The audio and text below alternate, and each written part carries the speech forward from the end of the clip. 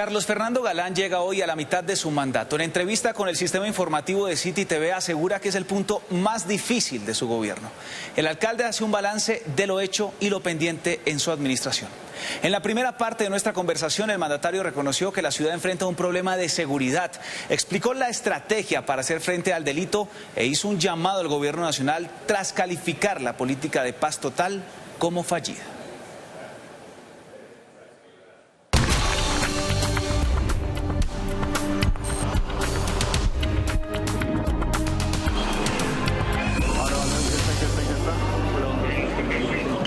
Alcalde, llegamos a la mitad de su mandato, 2 años. Lo escuché decir que era el punto más difícil. ¿Por qué? Yo creo que es el punto más difícil en la mitad del gobierno porque ya terminó la etapa inicial, obviamente de expectativa que tiene la ciudadanía.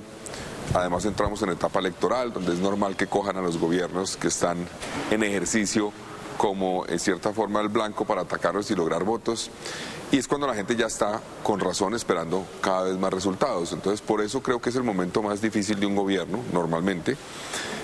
Pero también es el punto, creo yo, de quiebre donde empezamos a entregar cada vez más resultados. Alcalde, hablemos de esos resultados. Empecemos hablando en materia de seguridad. 9 cada 11 delitos en el 2025 terminaron en reducción, pero paradójicamente la percepción de inseguridad fue la más alta desde 2008. La gente en la calle pues ve los atracos, ve el caso, por ejemplo, lamentable del joven asesinado en Usaquén en medio de un hurto. ¿Qué hacer? Porque pareciera que las cifras van bien, pero la gente está sintiendo otra cosa en la calle. Lo primero es decir que no es un tema de percepción, es un tema de realidad. Bogotá tiene un problema de seguridad. Que haya alguna mejoría en cifras, como lo sabemos, y usted lo menciona, no significa que no tengamos problemas de seguridad, sí los tenemos. Entonces, claro, ha habido menos homicidios, por ejemplo, este año que terminó versus el año 2024. Sin embargo, todavía tenemos un número muy significativo y no hemos logrado una reducción mayor, que es lo que se espera. Entonces, lo primero que hay que tener claro es eso. Aquí no podemos entrar en la discusión de que una cosa son las cifras, la realidad, y otra cosa es lo que la gente siente. Están conectadas. Y para que haya seguridad en la ciudad se requiere que la gente se sienta segura. Entonces, ¿qué hacer? Primero, mantener el esfuerzo para que la tendencia positiva en los delitos de reducción se mantenga y siga en el 2026. Segundo, lograr complementarlo con otras herramientas que le faciliten al ciudadano la denuncia, que sientan que cuando hay un caso hay justicia, y también un esfuerzo integral de ciudad, porque la seguridad no es solamente el tema de prevenir delitos o cuando ocurren delitos reaccionar rápidamente para que se sancionen, sino también los entornos, que sean entornos más seguros. Sobre esa experiencia en el espacio público, este 2026 vamos a ver los primeros gestores del orden, que es una propuesta de ustedes para descargar a la policía de funciones como de barrio, de acompañamiento de ciudadanía. Pero esto no va a ser una fuerza de choque. ¿Cómo va a funcionar? ¿Cómo van a ser estos gestores? Efectivamente, ya están en entrenamiento 170. Luego, después de ley de garantías, entrarán los demás. Tendremos cerca de 1.900 al final del gobierno, será la meta en el 2027. No son para reemplazar a la policía, no pueden capturar a una persona, digamos, como lo puede hacer la policía, solamente tienen un objetivo principal de, en cierta forma, fungir como unos gestores para mejorar el espacio público y para trabajar con los diferentes actores de manera preventiva, resolviendo problemáticas. Por ejemplo, en temas de convivencia pueden ayudar de manera preventiva. Nunca van a entrar al choque, hay que decirlo, pero creemos que esa presencia institucional, que identifique riesgos en el espacio público, que coordine actores, que alerte sobre situaciones, que alerte a la policía en el momento necesario, va a permitirnos tener mayor capacidad como distrito para atender problemáticas que hay en el espacio público. Hoy tenemos dificultades para eso. Tiene que ver con temas de basuras, tiene que ver con temas de invasión de espacio público, tiene que ver con temas de intolerancia y peleas y riñas. Los gestores pueden entrar a ayudar y apoyar temporalmente mientras que se desarrolla. Entonces creo que van a jugar un rol importante que es innovador. Creo yo, pues Bogotá no ha tenido eso, pero van a ayudarnos muchísimo en la presencia institucional en calle. Alcalde, hablaba usted de un año electoral que se viene, y para cerrar este apartado de seguridad, también hay unos desafíos en materia de orden público, de custodiar eventos, de custodiar candidatos, y venimos del terrible antecedente del magnicidio de Miguel Uribe Turbay. En ese sentido, la ciudad, ¿cómo se está preparando para este 2026, que será muy movido en nuestra ciudad? Bogotá tiene un pie de fuerza deficitario. La ciudad debería tener más o menos 8.000, casi 10.000 policías más. Hoy tenemos menos de 200 policías por 100.000 habitantes. Es la ciudad capital de Colombia con menos policías por 100.000 habitantes de lejos. Y es la ciudad que también tiene seguramente mayores demandas de servicios de policía. Aquí tenemos conciertos permanentemente, partidos de fútbol de alto, digamos, calibre permanentemente, obviamente protestas, todo eso requiere esfuerzos y obviamente la presencia de muchos personajes que requieren de protección también. Y yo creo que para lo que viene del proceso electoral va a ser muy importante que la Policía Nacional le dé un refuerzo especial a la Policía Metropolitana de Bogotá para atender los retos que significa una campaña política con tantos protegidos y tantos eventos políticos en nuestra ciudad, en medio de una campaña que ya ha sufrido un hecho de violencia dramático como fue el asesinato de Miguel Uribe. Lo he visto en coordinación con otros alcaldes de las ciudades y también está ahí en la cabeza de Asocapitales.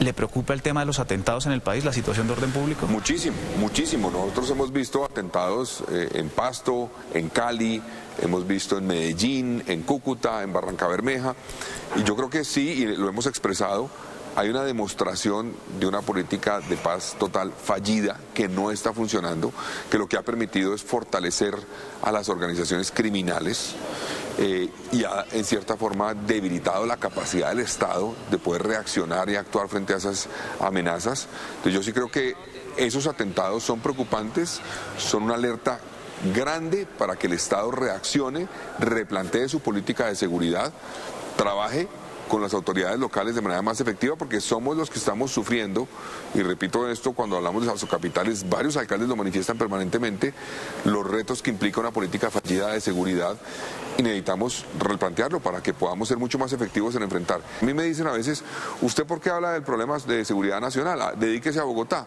Es que Bogotá no es una isla. Y aquí llegan las armas que maneja el Clan del Golfo o el Tren de Aragua. Llegan y son utilizadas por los delincuentes para cometer hechos de violencia. Llegan a Bogotá. La droga que se distribuye en Bogotá, que genera violencia, sin lugar a dudas, que genera muchos de los casos de sicariato, de ajuste de cuentas, es droga que llega de las regiones a Bogotá.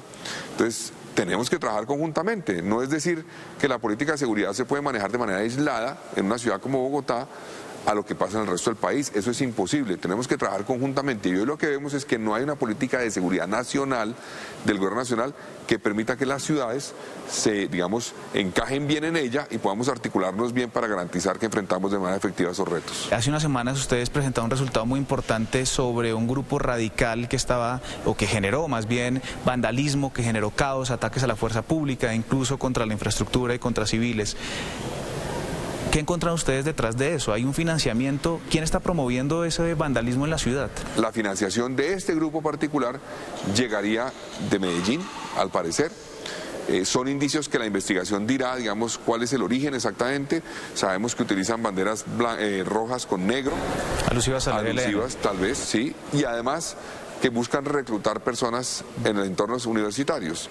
La información que me dio la policía a mí es que de estos 11 capturados ninguno era estudiante universitario, ninguno, pero buscan infiltrar esos centros universitarios para reclutar jóvenes. Entonces yo creo que este caso es emblemático, es clave, y nosotros tenemos el compromiso, como le decía, de seguir avanzando en que quien quiera protestar en Bogotá pueda hacerlo y tenga las garantías totales para hacerlo, pero quien apele a la violencia tenga el aparato del Estado que lo busque, lo persiga y lo sancione. Alcalde, hablemos del tema social. Lo he escuchado usted destacar la labor, sobre todo de los comedores comunitarios, ¿no? El aumento de las raciones a diario que entrega Bogotá. Pues mire, la política social nuestra ha sido una apuesta tal vez menos visible, pero tan o más importante que el resto. La lucha contra el hambre es una prioridad. Por eso el fortalecimiento de los comedores comunitarios. Ya hemos aumentado en 22 el número de comedores comunitarios. Esa es la ampliación más grande que ha tenido Bogotá sin hambre desde que se creó en el gobierno de Lucho Garzón.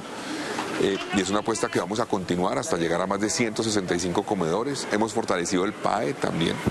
El componente de transferencias monetarias también ha tenido un énfasis en luchar contra el hambre.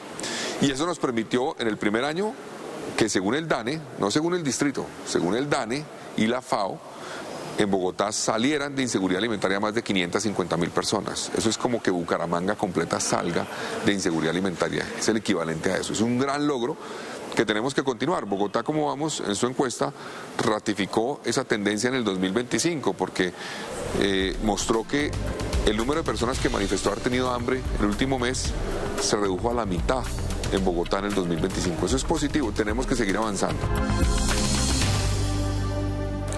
Espera esta noche en nuestra emisión central a las 8 en punto, la segunda parte de nuestra conversación. Les adelanto que el alcalde anuncia las obras que entregará en 2026, dice qué pasará con la extensión de la primera línea del metro, responde a sus críticos sobre su gestión y revela si hará cambios en su gabinete.